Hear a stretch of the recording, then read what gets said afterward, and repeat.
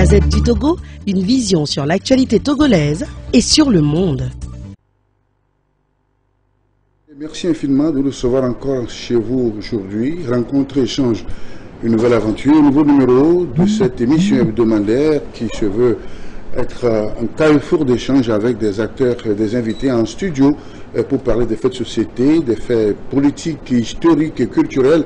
Et ce jour, nous allons parler de cette nouvelle république qui est en migration chez nous depuis maintenant le 6 mai de l'année dernière, où on parle de la 5e République. Les institutions qui doivent accompagner la mise en place de cette nouvelle République sont en train d'être mises en place. On l'a appris il y a quelques semaines, quelques jours. Le Sénat a vu le jour avec des élus parmi eux, mais aussi des gens qui ont été nommés et désignés par le chef de l'État conformément aux dispositions qui sont prises en la matière. Et pour aller à l'école du Sénat, je reçois pour vous aujourd'hui un honorable sénateur, le président de la CPP, la Convention patriotique panafricaine. Il est donc entré au Sénat à la personne de M. Adrien Yao Beliki Akwete. Honorable sénateur, bonjour. Bonjour M. Wilson, bonjour à tous les téléspectateurs qui nous suivent actuellement. Vous êtes l'un de ces premiers sénateurs que nous recevons dans notre émission ici, et dans une campagne de sensibilisation, de pédagogie pour faire comprendre, n'est-ce pas, aux téléspectateurs, aux citoyens togolais, cette nouvelle institution qui a été mise en place. Justement, question d'introduction et de pédagogie. Alors, c'est quoi le Sénat? Parce que beaucoup, le Togolais lambda s'interroge toujours. Merci Gérard. D'abord, c'est un honneur si je suis le premier sénateur à être reçu sur votre plateau ce matin, depuis la mise en place de cette institution. Un Sénat fait partie du Parlement. Le Parlement bicaméral est fonction de deux chambres, l'Assemblée nationale et le Sénat. Dans beaucoup de pays, le Sénat joue le rôle délibératif aussi comme l'Assemblée nationale. Donc le Sénat qui a vu le jour au Togo le 6 mars dernier, puisque la première séance de session du droit a eu lieu le 6 mars dernier, n'est pas une invention du Togo. Et n'est pas une invention également de la 5e République.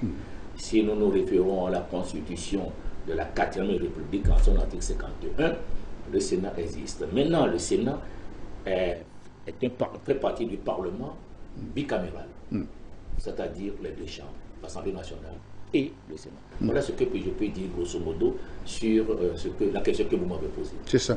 Et à propos justement, alors, quel est les liens ou le rapport justement qui existe entre ces deux chambres, peut-on dire? Oui. Entre le Parlement et le Sénat. Non, le Parlement est composé de deux chambres. L'Assemblée nationale et le Sénat. Oui. Le Sénat, dans certains pays, c'est la haute chambre. Dans d'autres, c'est la chambre du bicaméralisme. Les deux chambres ont le même rôle. L'Assemblée nationale et le Sénat. L'Assemblée nationale, la loi selon les dispositions constitutionnelles et du décret de l'année dernière, des décrets de l'année dernière, l'Assemblée nationale reçoit les lois, les étudie et les envoie également d'abord au Sénat. Le Sénat a l'obligation de voir ce que l'Assemblée nationale a adopté. Donc un droit de regard, n'est-ce pas? Un droit de regard, de l'examiner à fond, même de la modifier sur le faux. C'est ça. C'est le faux. Et le Sénat est là pour les questions également d'intérêt national. Donc le Sénat joue un rôle délibératif comme l'Assemblée nationale. Donc il n'y a pas de différence entre les deux, sauf que le dernier mot revient à l'Assemblée nationale pour voter en dernier ressort la loi. C'est ça. Sans conflit d'intérêt, sans rapport de force. Il peut y avoir des conflits d'intérêt. C'est pourquoi la Constitution a prévu en son article 28 le mécanisme s'il y a conflit entre les deux chambres. Conflit entre les deux chambres. Il est demandé à une commission mixte de se pencher sur la loi qui est contestée des deux côtés et de faire une nouvelle proposition qui est soumise à l'Assemblée nationale qui a l'obligation de la voter. Oui, dans le cas de notre pays, dans le Togo, on sait que l'Assemblée nationale est en majorité acquise au parti au pouvoir. Dans tous les pays au monde, une majorité est toujours acquise à un parti. À un parti. Au Togo, le hasard de la vie a fait qu'aux dernières élections du 29 avril 2024, la majorité est arrivée alors. Le parti UNIR a gagné la majorité. Oui. Nous savons comment ça s'est passé. Si vous avez bien suivi ce qui s'est passé ce 29 avril, c'est qu'il y a eu une démission des électeurs de l'opposition. Les gens ont boycotté. Ils ne sont pas sortis massivement. Oui, les gens ont boycotté sans aucun ordre. Ils ont boycotté.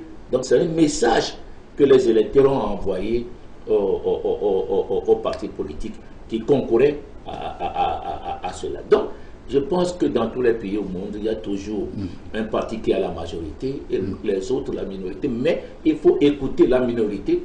C'est pour cela qu'en démocratie, quand vous arrivez à avoir 51%, les 49% sont là, mais il ne faut pas les négliger. Ils font partie du peuple. C'est ça. Vous êtes un acteur politique que l'on connaît très bien. Alors, au regard de l'histoire politique de notre pays, alors, cette nouvelle institution du Sénat, quelle peut être sa portée dans l'avancement du processus démocratique de notre pays? La question est bien posée, M. Wilson. Reposons la question autrement. Quelle est la portée de toutes les institutions prescrites par notre Constitution depuis 1992? Si chaque institution a une portée, donc le Sénat a une portée. Significative, hein? Significative. Dans l'avancement de la démocratie. Oui. Comme je viens de le dire tout à l'heure, et nous ne faisons pas de sélection dans les institutions. Chacun des partis est libre de participer à telle ou telle compétition électorale.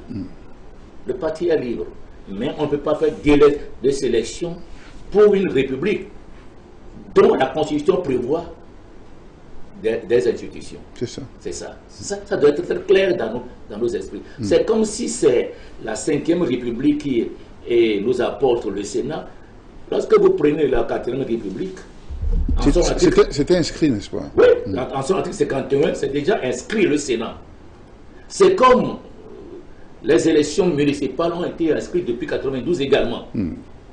Mais non, que très récemment. Mais c'est seulement en 2019 qu'on a eu des élections municipales pour remplacer les délégations spéciales qu'on a mises en place pour 6 mois et qui ont fait presque 30 ans.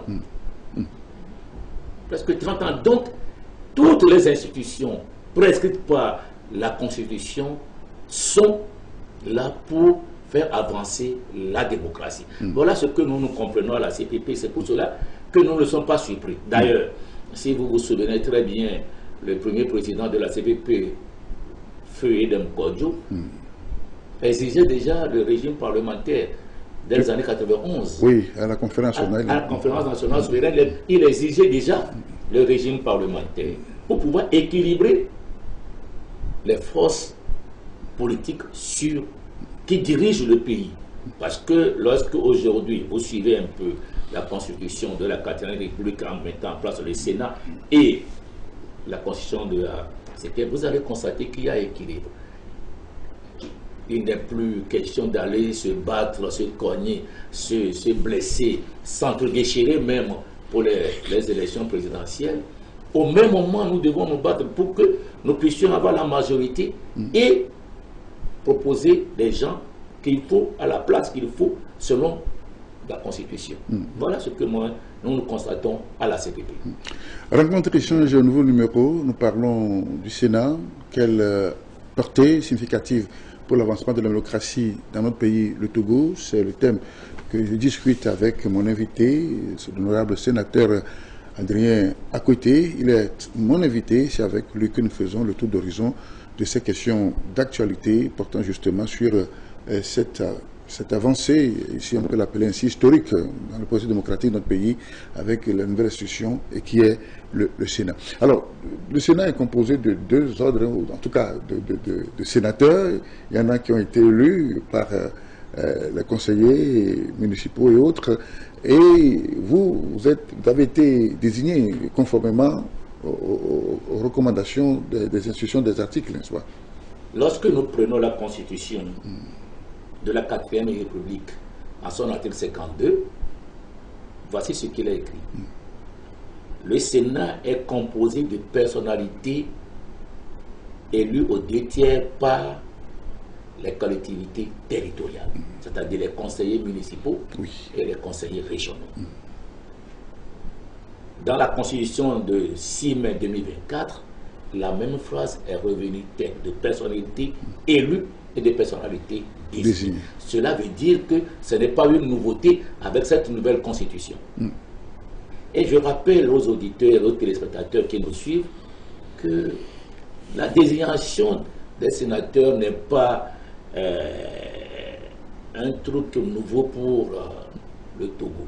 Le Togo n'est pas en train d'initier quelque chose de nouveau. Si vous allez au Canada, je crois que le professeur Gauguin l'a beaucoup expliqué sur beaucoup d'antennes, les sénateurs sont désignés par les gouverneurs. Ils ne sont pas élus. Ils sont désignés par le gouverneur. Je ne sais pas pourquoi ici, ça fait tiquer des gens, pourquoi le chef de l'État, le président de la République, désigne, alors que vous avez bien lu la Constitution, les deux Constitutions d'ailleurs, et que vous avez déjà des expériences en la matière dans d'autres pays.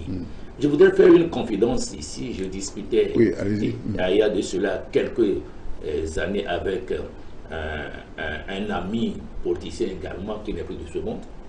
Et en discutant, on s'est dit, bon, faut-il élire les sénateurs? Il me dit, non, Adrien, on va proposer la désignation des sénateurs. Et je rappelle également que lors de la concertation nationale entre acteurs politiques de la CNAP, c'est l'opposition même qui a demandé au ministre d'État, le ministre Boupessi à l'époque, de dire au chef de l'État, de transmettre au chef de l'État ce message, en voyant la configuration politique nationale aujourd'hui, à l'époque. Lorsqu'on ira aux élections, une île va rafler les Sénats.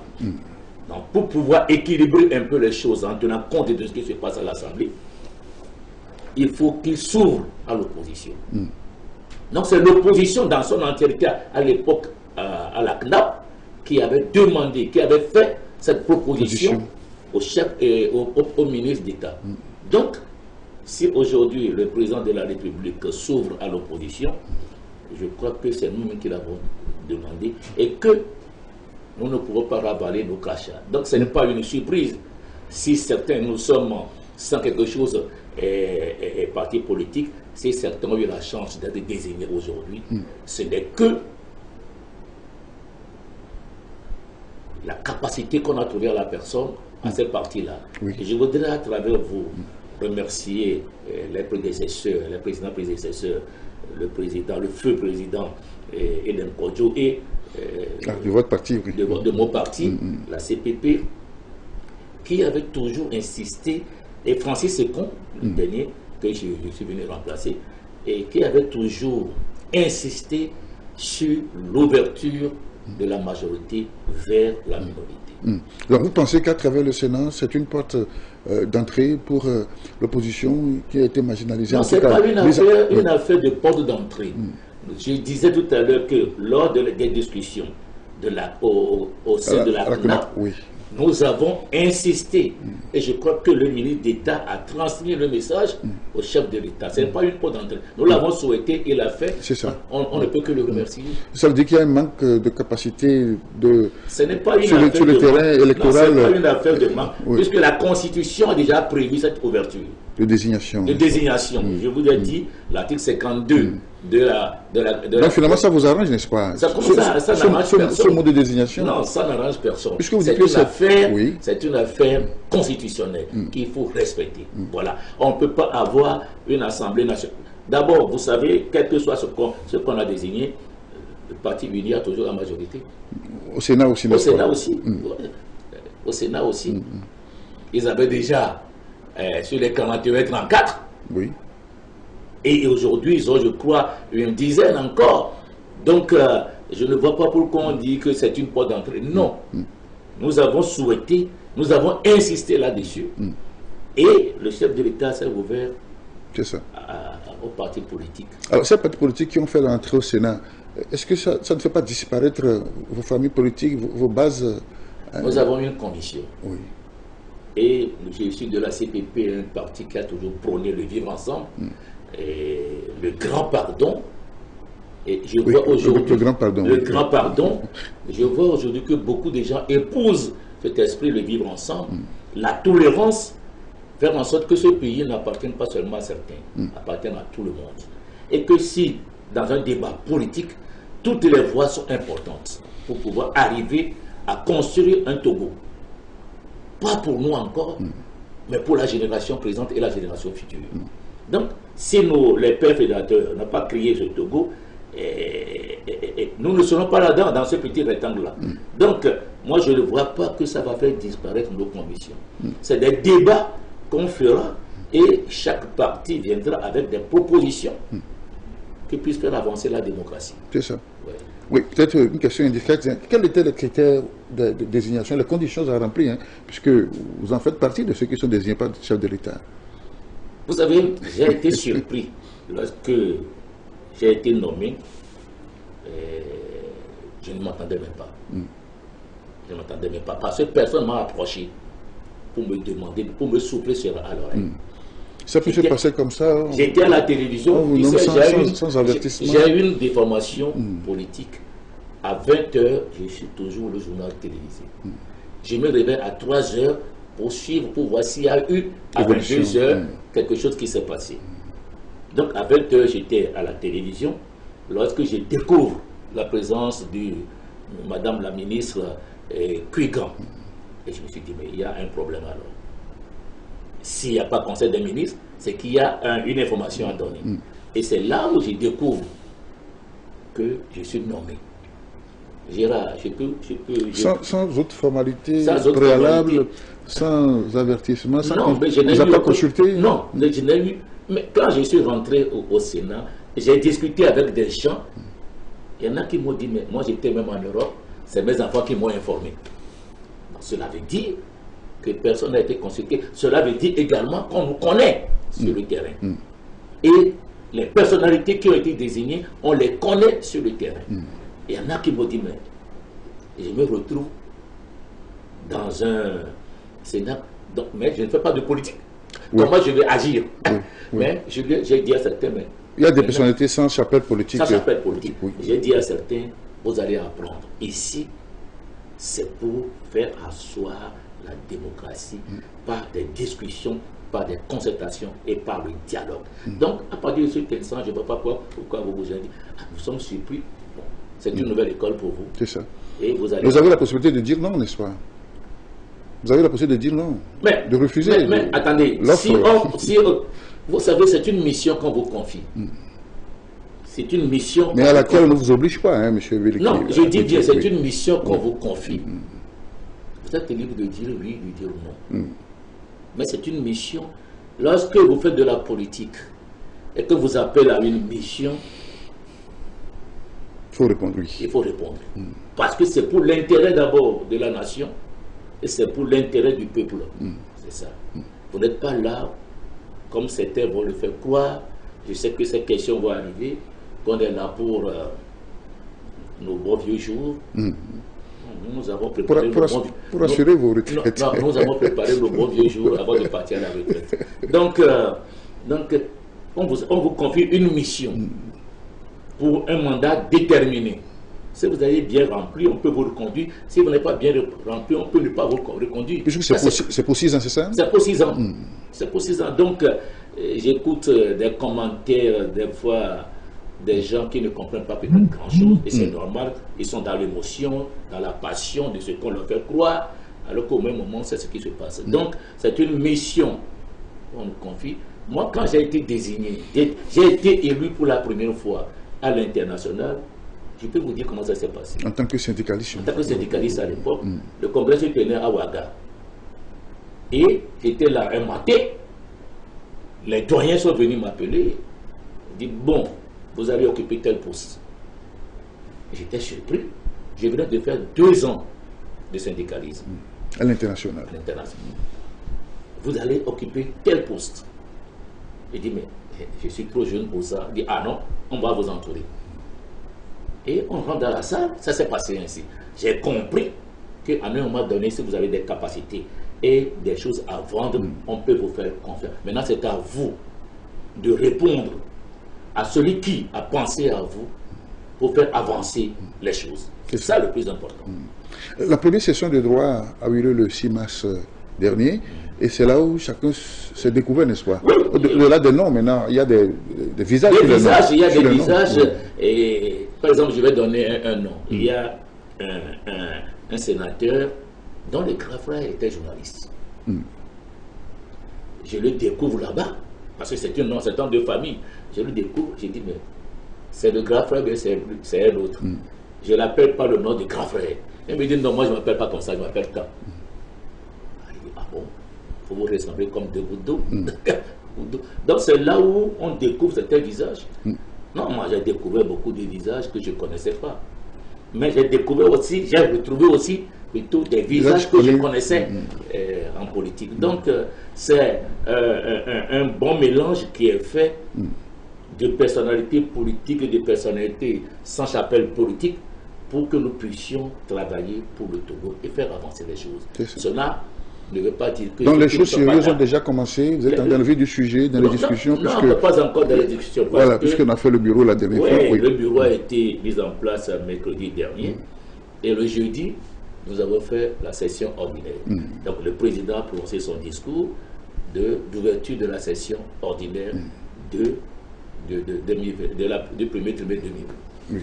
Session de 2025. Donc, je crois que les choses sérieuses vont commencer. Le bureau va se réunir pour nous présenter un programme et les commissions vont être mises en place, les groupes parlementaires vont être mis en place et les choses sérieuses vont commencer. C'est comme ça que ça va fonctionner. Un bureau présidé par un nom connu de tous les Togolais, Barry Moussa Barké. Tu sais... Pourquoi ce sourire? Oui, ce sourire parce que j'ai lu sur beaucoup de plateformes ce que les gens écrivent de Barry Moussa Barké. Moi, j'ai connu le président Barry Moussa Barké, en tant que jeune journaliste à Radio Kara. C'était en 81. Je revois encore ce qui s'est passé sur la patame du général Yadema à l'époque, parce que c'était chaud. Il était un jeune ministre, il est arrivé. C'est eux qui ont décanté, lui et le feu Malou, qui ont décanté la situation le jour-là. Et nous nous sommes séparés. Et j'ai suivi le monsieur jusqu'à aujourd'hui. C'est un homme pétri d'expérience, toujours avec un sourire, toujours calme, avec un sourire. Mais quand j'ai écouté son discours d'ouverture, il y a 3 choses qui m'ont marqué. Bâtir une administration efficace, la voie est tracée, la noblesse du dialogue et de la concertation. Non, c'est des mots, pas hasard, mais c'est des mots qui viennent d'un homme d'État qui sait de quoi il parle dans un discours d'ouverture d'une session ordinaire du Sénat. Il a encore toutes les ressources nécessaires pour jouer son rôle. Bien sûr, s'il n'avait pas toutes les ressources nécessaires, il ne serait pas là. C'est vrai qu'il a pris de l'âge un peu, mais... Il a été élu par ses pairs, c'est ça? Oui, il a été élu par ses pairs. En consultation avec les partis politiques et les personnalités qui composent le Sénat. De toute façon, comment ça se passe? Oui, dites-nous. On présente le nom ou les noms de tous ceux qui ont déposé des candidatures. Nous savons, en allant, que si Adrien Beliki à côté dépose sa candidature, il n'a pas la majorité pour se faire élire. Donc, on a déposé un nom pour élire le président, c'est à main levée. Mais Barry Moussa Barké, je l'appelle Barry Moussa Barké, c'est un grand frère, je peux l'appeler par son nom. Barry Moussa Barké n'est pas inconnu du peuple togolais, n'est pas inconnu de tous ceux qui étaient assis dans la salle. Il a fait un parcours. Il peut y avoir des critiques, tout ça, mais c'est un homme. Tout homme a ses défauts et ses qualités. Tout à fait. Donc, M. Barry Moussa Barké, lorsqu'on a présenté la candidature, les gens ne commençaient pas à applaudir. Les gens commençaient parce que dès qu'ils venaient à la session de droit, c'est toujours avec sourire, saluant tout le monde avec beaucoup d'humilité. De courtoisie. Beaucoup d'humilité, de courtoisie. Tout petit frère. Moi, je l'ai toujours appelé grand frère. Grand frère, petit frère, c'est comme ça. Ah, un jour on s'est retrouvé, il me dit, mais tu ne changes pas. Je dis, ah, vous aussi, vous ne changez pas. Même si vous prenez de l'âge, vous ne changez pas. Donc, M. Barry Moussa Barké a été élu, et dès que la candidature a été proposée dans la salle, par le doyen d'âge, à travers l'un des rapporteurs, tout le monde a commencé par applaudir. C'est comme ça que le ministre Barké, le doyen Barké, a été élu par ses pairs selon les dispositions de la Constitution. Voilà. Vous avez pris part au vote, n'est-ce pas? J'ai pris part au vote à mon âme et conscience, et je l'assume. C'est ça. Oui. Il y a aussi le doyen Dogo, le doyen d'âge du Sénat qui est dans le bureau. Vous savez, le doyen d'âge, M. Koudjoulou Dogo, c'est lui le plus ancien aujourd'hui parmi nous, quand il a dirigé la session de droit, tout le monde se pose des questions, mais à son âge, il a encore cette capacité de direction des choses. Tout le monde se posait cette question. Et je sais que les protocoles peuvent l'aider dans certaines choses. Mais le doyen d'âge avait toute sa prévoyance, sa lucidité, toute sa prévoyance pour pouvoir diriger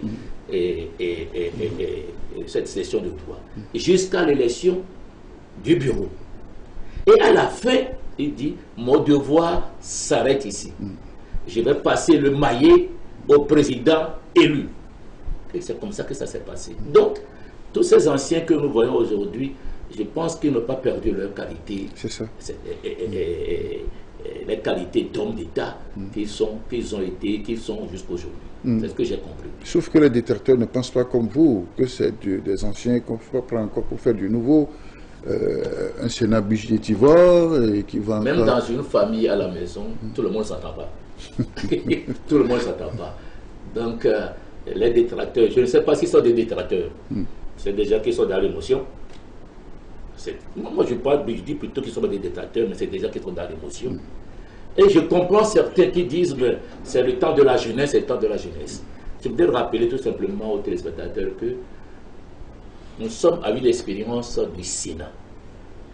Il faut déjà capable doter d'expérience en matière de gestion des hommes et des affaires publiques pour pouvoir le conduire pendant un certain temps et laisser maintenant les petits frères et d'autres derrière nous pour pouvoir conduire cela aussi. Moi, c'est ce que j'ai pensé et je me suis dit non, allons-y, apprenons d'eux et faisons demain ce qu'ils nous ont laissé. Et corrigeons peut-être certaines erreurs qu'ils vont commettre durant leur parcours et pour aller de l'avant. C'est ça. Rencontre échange, Belki Akouté est mon invité, il est sénateur dans cette institution de la République qui a vu le jour le 6 mars dernier. Quelle portée, quelle signification pour cette institution dans la vie de notre nation.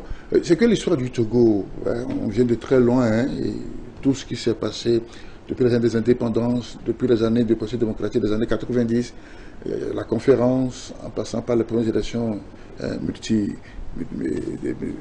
du multipartisme. Et puis subitement, il y a cet élan, cette volonté du pouvoir de changer de constitution, de migrer vers une nouvelle république. Alors le débat n'est pas clos, hein, parce que malgré ça, il y a toujours des gens qui sont vent debout contre cette idée de la nouvelle république. Monsieur Wilson, le monde évolue. L'Afrique elle-même évolue. Le Togo évolue également.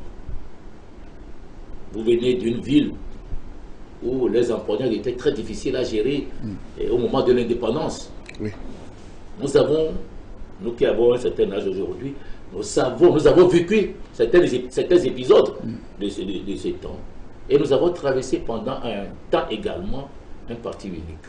L'objectif, c'est de créer une nation où les gens se sentiront togolais, tout le monde se sentira togolais. Est-ce que ça a réussi? Ça n'a pas réussi. En 90, nous avons connu cette révolution, le 5 octobre, et petit à petit, les choses ont commencé par évoluer autrement. Suite au discours de la boule. Aujourd'hui, nous sommes face à une réalité. Nous sommes face à une réalité qui nous dit expérimentons encore quelque chose pour voir si nous sommes toujours ainsi. C'est comme ça que nous, à la CPP, nous concevons l'archive. Donc on a seulement fait l'évaluation de ce qui a été fait jusqu'à présent pour en tirer le leçon qui s'impose. Oui, non mais attendez, tous les partis ont le devoir de faire cette évaluation. Depuis 1993, où il y a eu la première élection multipartite, la première élection présidentielle multipartite. Oui. Et en 1994, on a vu ce qui s'est passé entre les deux partis qui ont gagné la majorité et comment ça s'est terminé. Et plus tard, aujourd'hui, nous sommes là et nous expérimentons un nouvel épisode, un nouveau chapitre de l'histoire de notre pays. Nous nous disons, après avoir écouté durant la conférence nationale sur l'élection tout ce qui s'était dit et que les gens réclamaient déjà à l'époque, ce régime parlementaire, essayons-le. Mais vous ne pouvez pas dire que tout le monde puisse suivre, puisque au même moment, nous avons décidé de ne plus regarder dans la même direction pour couper court avec le RPT. Nous ne pouvons pas demander aujourd'hui que tout le monde regarde dans la même direction pour dire non, c'est bon, non, c'est pas bon, oui, c'est bon, non. Il faut toujours avoir des voix discordantes pour pouvoir améliorer ce qu'il faut améliorer et aller de l'avant. Quand nous prenons certains pays aujourd'hui, vous prenez par exemple les États-Unis, tout le monde a applaudi l'arrivée de Donald Trump. Le retour de Trump à la Maison Blanche. Aujourd'hui, sa cote de popularité tombe à 43%, même moins de 43%. Les gens commencent par être fatigués à peine 6 mois. Et même en France, les gens réclament, les voix réclament aujourd'hui une 6e république. Donc, le monde est en train de voler, les choses sont en train de changer. Donc, il faut maintenant réfléchir pour voir. Donc, c'est pour cela que ce qui est mis sur la table, même si c'est imparfait, comme toute œuvre humaine n'est jamais parfaite, c'est parfait, essayons et voir ce qu'on peut parfaire pour aller de l'avant. Voilà sauf que l'accouchement de cette nouvelle république a eu lieu dans une grande douleur, comme tout accouchement d'ailleurs, puisque le mode de migration n'a pas été... le peuple était pratiquement mis à l'écart. Non, bon, vous savez, toute loi prévoit toujours son mode d'amélioration ou de révision. Maintenant, comme certains partis politiques, dont je ne vais pas citer les noms ici, se sont dit non, la réalité est là. Nous n'avons pas la force aujourd'hui de faire changer les choses. Mais faisons ce que nous appelons une résilience républicaine. Pour dire, acceptons ce qui est posé. Ceux qui n'en veulent pas, c'est leur problème. On ne leur dira rien. On ne les critiquera même pas. Ceux qui n'en veulent pas. C'est de droit, hein? C'est de droit. De bonne guerre, oui. Et c'est de bonne guerre. Nous sommes sur un terrain politique. Et chacun sait le jeu qui est joué en criant non à cette république. Tout en cherchant à aller à d'autres élections qui sont prescrites par cette république-là. Donc, je dis que essayons-le. Dans 2 ans, dans 3 ans, on peut se dire, ah non, tel parti est bon, tel. Lorsque nous prenons la constitution de la 5e République, la désignation du président du Conseil, c'est la majorité qui propose. Mais dans la même constitution, beaucoup ne l'ont pas lu à la Sartre, l'article 48, il est dit que si il advenait que le président du Conseil désigné est membre d'une des chambres, il en démissionne. Cela veut dire que la porte est ouverte. C'est ça. Pour que demain, si nous nous battons pour renverser la majorité, et que celui qui nous voulons nommer est élu dans l'une des chambres, il en démissionne pour aller siéger à la présidence du Conseil. Donc tout est déjà méticuleusement préparé, mais c'est à nous de nous préparer. Oui, c'est des discours séducteurs, hein, rien que pour faire passer la... Non, c'est des discours séducteurs, c'est maintenant de travailler pour l'opposition togolaise. Mais aujourd'hui, ce n'est pas une affaire seulement de chapelle, c'est une affaire de réfléchir sur l'avenir même de l'opposition. Je sais qu'il y a beaucoup de groupes qui se forment actuellement pour dire comment nous allons conjuguer nos efforts à un moment donné au sommet pour arriver aux élections prochaines communales, de gagner beaucoup de conseillers municipaux, parce que c'est ces conseillers qui vont élire plus tard les sénateurs, et dans 5 ans, pour pouvoir gagner les élections législatives. Au minimum, si on n'arrive pas à gagner, on dit qu'on aura un certain nombre suffisant pour peser dans les discussions à l'Assemblée nationale, comme au Sénat. Donc voilà un peu ce à quoi nous à la CPP, nous pensons, et que nous discutons avec d'autres partis politiques, pour que nous disions, cette lutte nous appartient à nous tous. Nos jeunes frères, ils sont derrière nous, aussi veulent venir. Préparons-nous et préparons-les à assumer des responsabilités demain, en travaillant sur le terrain pour que nous puissions, au lieu de nous entre-déchirer, pour que nous puissions gagner les élections et travailler sur la conscience des électeurs. Au lieu de ne pas sortir le jour des élections pour donner un message, de sortir pour dire ça suffit, on peut aller de l'avant si nous voulons le faire. Voilà. Et justement, nous sommes dans une année électorale, dans quelques mois, les élections communales et municipales. Et déjà, dès lundi, il y a la révision des listes électorales. On a écouté sur les antennes des radios que l'opposition dit qu'elle n'a pas été contactée pour cette révision des listes électorales. Je suis un peu peiné parce que nous avons un cadre. Nous avons un cadre. Du cadre permanent de concertation. Cadre permanent de concertation dans lequel nous discutons de tout. La dernière réunion du cadre permanent, c'était vendredi passé. La question a été posée. La question, d'ailleurs, si vous avez suivi le président du CPC, le président des exercices du CPC, Maître Tchassona, il avait bien dit, nous avons parlé de la CENI qui organise les élections, de sa recomposition. Donc, cela veut dire que ça a été discuté pour qu'on prépare sérieusement ensemble les élections prochaines. Les absents ont toujours tort, comme disent les Français. Donc, M. Wilson, ça a été discuté, peut-être pas tellement approfondi, mais nous demandons encore une autre réunion du CPC pour approfondir tous ces débats-là et voir comment nous allons faire ensemble pour que nous puissions avoir une élection transparente, libre et crédible pour éviter toute contestation. Voilà. Donc, à votre qualité de sénateur, vous participez encore au CPC? Bien sûr, puisque le CPC a ses règles.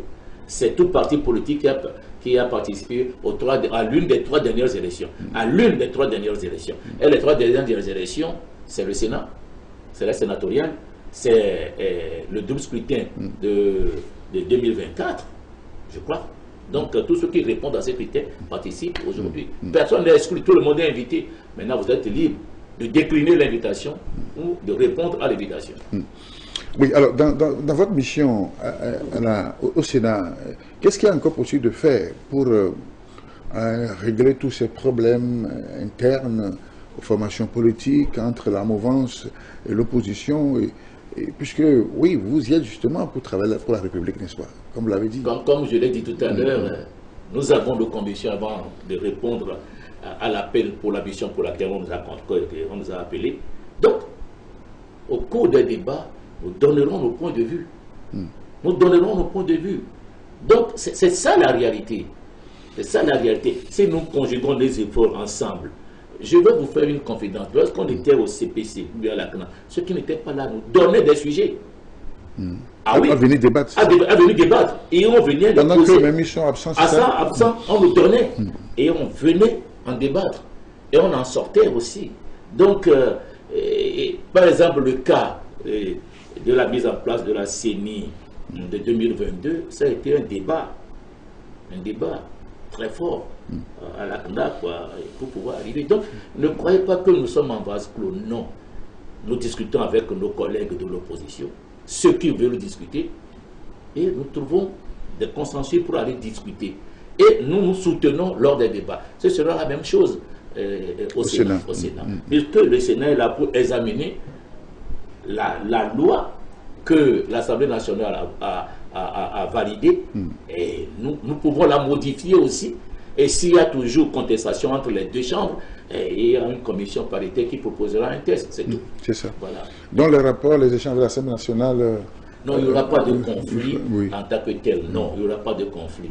Il peut y avoir des problèmes de compréhension, il peut y avoir des petits problèmes, mais la Constitution a prévu qu'à son article 28, que s'il y a des discussions de ce genre, on mette en place une commission paritaire et on discute, et c'est la commission qui propose le nouveau texte. Oui, souvent, c'est comment ça se passe dans ces commissions paritaires. Ça se termine souvent par des clashs, on ne s'entend pas, et puis bon. Moi, je ne crois pas que nous devons mettre la charrue avant le peu. Commençons pas à expérimenter ce qui va se passer. C'est compte de l'histoire récente. Non, l'histoire, beaucoup de gens ont évolué, hein, mais quand vous voyez même ceux que vous appelez les détracteurs, il y en a qui commencent pas à appeler, à aller se faire recenser. Donc, ils critiquent, mais ils savent qu'il y a quelque chose, un enjeu devant. Donc, je pense qu'il y aura toujours, à un moment donné, un moment où nous pouvons nous mettre, bon, voilà, ça peut passer. C'est ça. Et toutes les institutions sont déjà en place, il y a encore à mettre... Non, je ne crois pas. Oui. Je ne crois pas que toutes les institutions sont... la justice a beaucoup évolué également.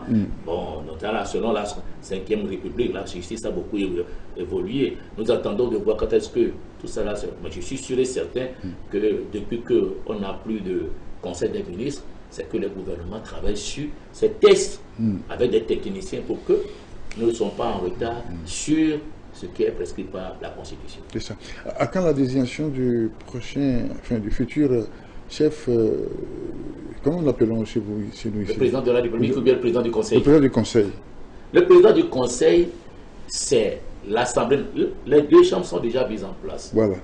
Maintenant, c'est à l'Assemblée nationale, à la majorité à l'Assemblée nationale, de proposer le nom du président du Conseil.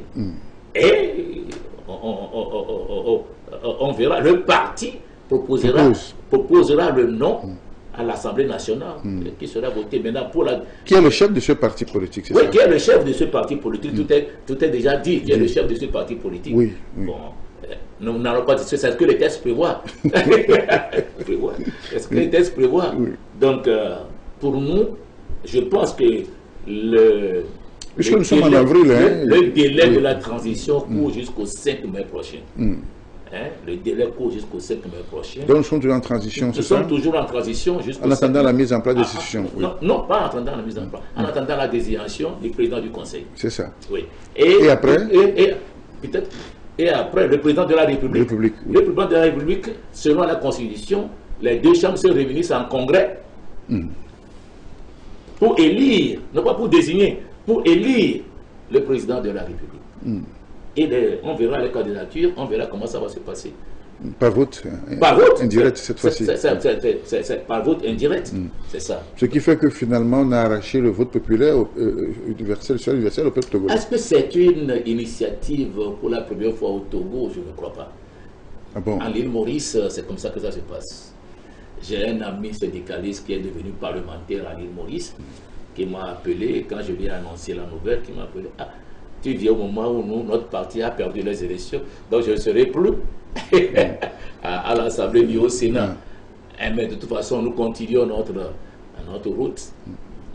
Donc, ce n'est pas une expérience, je dirais, unique au monde. Vous avez vu que lorsque on a voté la Constitution de la 5e République, il y avait une délégation pour aller voir ce qui se passe un peu en Inde. Oui, donc, ça aussi, parce que ce n'est pas le moment d'aller savoir ce qui se passe, il faut le faire peut-être bien plus tôt. Non.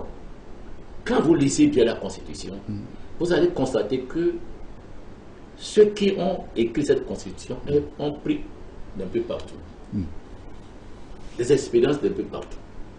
Je vous ai parlé de ce qui se passe au Canada pour la désignation des sénateurs. Donc on prie un peu et on fait ce qui peut correspondre dans notre réalité togolaise. Voilà ce que moi je comprends. Lorsque vous prenez la Constitution, vous la lisez, vous allez constater qu'on a pris d'un peu partout.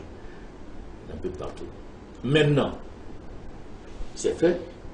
Il faut expliquer davantage le contenu de la Constitution. Il faut expliquer davantage comment les choses vont se passer. Et ça, c'est le rôle des partis politiques. Ceux qui disent non diront toujours non à leurs militants. Ceux qui disent faisons l'expérience expliqueront davantage. Parce qu'il n'est pas dit qu'au sein de nos partis, tout le monde est d'accord. Non. Non. Oui. Moi, j'ai eu des réunions très houleuses des fois. C'est ça. Au sein de la CPP. Au sein de la CPP, il y a des réunions très houleuses des fois. Donc, mais il faut prendre de la patience et par pédagogie comme nous le faisons et l'expliquer. C'est une nouvelle expérience. Et nous verrons ce que ça va donner à l'évaluation dans 2, 3, 4 ans. Ça. Et au sein de la CPP, est-ce que vous avez consulté vos militants avant d'accepter l'offre qui a été proposée pour le Sénat? Je vous dis que j'ai découvert, parce qu'il n'y a pas d'offre proposée, j'ai découvert la nomination le 5 mars à 20h. Comment je vais discuter? Mais la même nuit, j'ai appelé tout le monde du bureau pour leur dire, voilà ce qui s'est passé. Et ils ont dit quoi? Félicitations. Non, félicitations, parce qu'on ne peut plus remettre quoi que ce soit en cause. Est-ce que ce n'est pas moyen une méthode aussi de phagocyter l'information politique pour les réduire au silence? Non. Vous savez, lorsque les gens parlent de dire, mais ce qui se passe en politique, il y a toujours des alliances qui se font, qui se défont. Ça peut marcher aujourd'hui comme ça peut ne pas marcher demain. Moi, j'ai vu des gens qui ont créé des coalitions et en plein chemin, ils ont dit, mais notre route va se séparer ici parce que nous ne partageons plus. Ça s'est passé devant vous, monsieur le journaliste Gérard. Donc, c'est comme ça. Nous sommes sur un terrain politique. Nous sommes sur un terrain politique. Comment nous phagocyter? On ne peut pas nous phagocyter. Donc, il n'y a rien à reprocher lorsque le chef de l'État, par exemple, prend un ministre dans une formation politique pour le nommer. Ce n'est pas la première fois qu'il le fera. En 2008, si vous vous souvenez bien, il y a eu des ministres de tous les bords. Bon, il y a des partis qui ont dit non, ils ne seront pas au gouvernement, mais dans des institutions. Mais tout ça là, c'est de la politique pour faire croire aux gens qu'on est vierge, alors qu'on est déjà, on n'est plus vierge. C'est ça. Bon, la virginité n'existe plus depuis un certain temps dans le monde. C'est ça. Alors, quand on est issu d'une formation politique ou quand on est désigné comme personnalité par le chef de l'État, qu'est-ce qui a plus de poids? Tout le monde a le même poids. Que tu sois désigné, que tu sois élu, c'est le Sénat. Tu es sénateur au même titre que tout le monde. Point barre. C'est ça. C'est point barre. Parce que dans la salle, lorsqu'on peut demander là, on va donner la parole aux gens, on ne te demandera pas si tu es élu ou tu n'es pas élu. Donc tout le monde est sénateur, tout le monde a le même rôle à jouer. Sur les 61, vous êtes 20 à être nommé, désigné par le chef de l'État. Et issu de formations politiques, bien sûr. Bien sûr. Non, sur les 20, il y a des gens de formations politiques, il y a des gens, des personnalités qui n'ont pas de chapelle politique aussi. Il y en a qui sont même surpris qu'ils sont devenus sénateurs. Moi, j'ai vu des professeurs, j'ai vu des gens que je ne connaissais même pas. Je ne sais pas où ils travaillaient avant. Donc, mais j'ai vu aussi des gens qui étaient pleins dans le commerce. Le commerce. Donc, ce n'est pas des gens qui ont des chapelles politiques. Mais ils ont leurs convictions pour le peuple togolais. J'ai vu une dame qui se battait beaucoup pour certaines choses. Je ne peux pas donner ça ici parce que vous allez l'identifier. Se battait beaucoup. Une dame engagée, n'est-ce pas? Une dame engagée pour le propre des femmes. Mais elle ne choisit pas les femmes. Elle dit c'est pour les femmes. C'est ça, point. Point. Donc, c'est des gens qui sont venus. Il y en a qui sont surpris, même qui sont nommés. Donc, le casting est bon, c'est ça? Le casting, je ne sais pas si c'est un casting. Donc, il faut parler sur ce texte, ce n'est pas un casting. Tout ce qui a été fait, je vous ai dit que beaucoup ont découvert que vous avez affaire à un journaliste. Donc, ce serait difficile de piéger. Donc, beaucoup ont découvert, il y en a qui ont découvert, ceux avec qui j'ai discuté. Je dis, moi je suis en France. Lorsque mes enfants m'ont envoyé la liste pour me dire, maman, rentre parce que tu viens d'être nommé sénateur. Elle était d'abord surprise. Donc il n'y avait pas eu de casting. Pas eu de casting. Merci, M. Adrien. À côté pour ces échanges en studio, je rappelle que vous faites partie de cette première vague, de cette première personnalité. Oui, cette première vague. C'est historique, hein, c'est historique. Et l'histoire le mentionnera. C'est ça. L'histoire le mentionnera. Gravé dans vos archives, sur votre CV, n'est-ce pas? Sur mon CV, je ne sais pas encore, mais l'histoire mentionnera qu'il y a un certain nombre de personnalités élues et désignées qui ont formé le premier Sénat de l'histoire du Togo. C'est ça. Voilà. Je fais partie de cela. Je fais partie de ça. Avec fierté. Avec fierté. Oui. Non, avec fierté. Et je l'assume. Sans aucun regret. Hein? Non, et je dis, je l'assume. Lorsque j'accepte, je l'assume. Parce que lorsque j'ai découvert l'information sur les ondes de la TVT, et j'ai appelé même les membres du bureau qui m'ont félicité, je dis là, la CPP soutient ce qui s'est passé et je l'assume. Je vais rendre visite à mon grand frère Francis Ekon bientôt pour le lui annoncer de vive voix parce que dans notre tradition, c'est comme ça que ça se passe. Tout à fait. Ouais, c'est ça. Dans la lignée de votre père fondateur, Edem Kodjo. Edem Kodjo, c'est ça. Je serais fier de vous de l'autre côté, dans le tombe. Hein. Je me demande si Edem Kodjo était vivant parce que, tu sais, quelques jours avant sa crise, il m'a envoyé un message à travers le ministre Broum. Oui. Qu'on doit se voir. J'attends l'invitation et j'apprends qu'elle a eu une crise jusqu'à son décès. Si M. Edem Kodjo, que j'ai toujours appelé par un surnom qu'on lui a donné au Carré Joseph, Rodrigue, ah oui, la du cœur.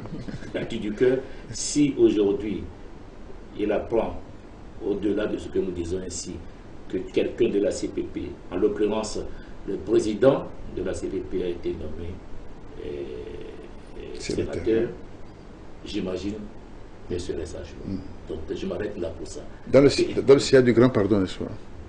Nous prenons toujours le grand pardon, le vivre ensemble, la tolérance, pour que nous puissions travailler main dans la main. Nous pouvons avoir des discussions très chaudes, mais nous devons toujours trouver le chemin pour faire avancer les choses. Regardez un peu ce qui se passe aujourd'hui en France. Macron n'a pas la majorité. Oui. Mais les discussions se font. Il y a un gouvernement qui travaille, quelles que soient les difficultés, il y a des échanges. Sur les retraites, j'ai vu la fois passée des syndicats, des gens que je connais, qui se sont retrouvés pour discuter pour voir comment améliorer. Donc nous devons aussi réfléchir. Ce n'est pas une affaire de biceps ni de thorax. Non. Il faut toujours réfléchir sur ce que... Quand j'ai été nommé, j'ai un ami qui m'a appelé. Il me dit, mais Adrien, moi je ne suis pas d'accord avec la 5e République, mais je me dois de te féliciter. Je dis, mais cher ami, je te remercie d'abord, mais quand cela me tient, la réalité est là. Faisons ensemble pour que le pays aille de l'avant. C'est ça le plus important. C'est ce que je lui ai répondu. Voilà. Monsieur, qu'est-ce que vous aimeriez qu'on vous souhaite? Ce qui vient de votre cœur. C'est ça. Ce qui vient de votre cœur, monsieur Wilson. Ce qui vient de votre cœur, parce que je ne peux pas demander la bonne santé, je m'en charge, mais ce qui vient de votre cœur, pour que la mission qu'on nous a confiée soit une mission réussie par nos efforts et par notre engagement à faire avancer les choses pour que les jeunes d'aujourd'hui s'épanouissent davantage, qu'il y ait moins de départ vers l'Europe. 2, pour qu'il y ait le plein emploi, afin qu'il y ait le sourire sur toutes les lèvres et non plus ces soucis que les gens ont en faisant, en étant sur leur moto tout en parlant sur le local. Voilà ce que moi je voudrais. Tout ce qui vient de votre cœur, c'est ça ce que je voudrais que vous me souhaitez. Et alors, bonne chance et bonne réussite merci beaucoup. De votre mission. Et à travers vous, au Sénat, merci beaucoup pour cette première expérience. Merci beaucoup, M. Wilson. Et je suis sûr et certain que le peuple ne sera pas déçu. Nous ferons en sorte que dans 2 ans, quand on fera une petite évaluation, on se dise, on s'était trompé, mais plutôt allons de l'avant maintenant. Et conjuguons des efforts pour que dans 5-10 ans, nous puissions renverser la vapeur et désigner le président du Conseil. Voilà mon souhait. Merci à vous pour ce temps patience de votre disponibilité. Il soit retenu que vous êtes le premier sénateur que j'ai reçu dans le cadre de mon émission. Amis téléspectateurs, c'est la fin de cette rencontre, échange avec l'honorable sénateur Adrien Akoité. Il est président de la CPP, Convention patriotique panafricaine. Il est entré au Sénat depuis le 6. C'est Convergence patriotique panafricaine. Il est entré au Sénat le 6 mars dernier. Et bonne chance du succès à tous ces honorables sénateurs. C'est la fin de ce numéro. À samedi prochain pour de nouvelles réflexions. À très bientôt. La Gazette du Togo, une vision sur l'actualité togolaise et sur le monde. Rejoignez-nous sur le www.lagazettedutogo.com ou sur nos comptes Facebook, Twitter et YouTube. Pour tout contact, écrivez à contact@lagazettedutogo.com ou appelez le 92 80 88 53. La Gazette du Togo, c'est l'information en continu.